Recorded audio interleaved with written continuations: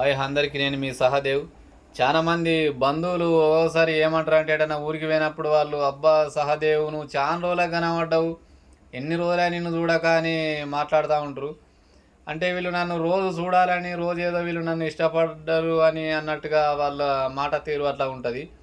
కానీ నా యూట్యూబ్ ద్వారా వాళ్ళ క్యారెక్టర్ ఏందనేది పూర్తిగా తెలిసిపోతుంది.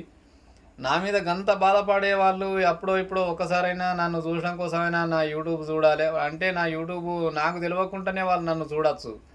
అంటే సంఖ్యను బట్టి మనకు ఎంతమంది చూస్తారు అనేది కూడా తెలిసిపోతుంది. అంటే వాళ్ళు చెప్పే మాట అది వాళ్ళ హృదయం నుంచి వత్తలేదు. అంటే నన్ను నా ముందు అట్లా యాక్షన్ చేస్తూ ఉంటారు అన్నట్టు. అంటే అందరి మనసు ఎలాంటిది, వాళ్ళ ప్రేమ ఎలాంటిది అనేది పూర్తిగా నాకు తెలిసిపోయింది. అవన్నీ దొంగ మాటలు మాట్లాడతారు వీళ్ళంతా, కానీ అనవసరమైన మాటలు అవి.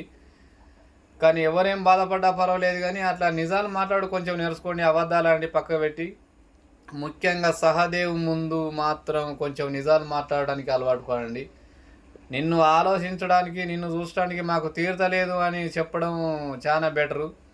అబ్బా నిన్ను చూడాలనిపిస్తుంది, నువ్వు ఎన్ని రోజులకు కనబడ్డావు అని యాక్షన్ బంద్ పెట్టి కొంచెం సహదేవ్ ముందు నిజం మాట్లాడితే నాకు కూడా ఎక్కువ మీ మీద ప్రేమ ఉంటుంది.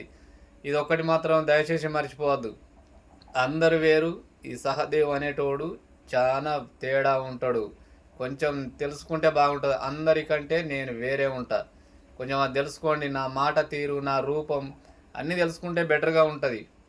యాక్షన్ చేసుడు టోటల్గా నా ముందు మర్చిపోండి, ఎందుకంటే అది మీకు ఎకెప్ట్ ఉంటుంది. నేను మాట్లాడే మాట, నేను కొట్టే బాణం కంటే స్పీడ్ ఉంటుంది. దయచేసి కొంచెం ఆలోచించుకుంటే బెటర్ ఉంటుంది. ఇది సహదేవ్ మాట.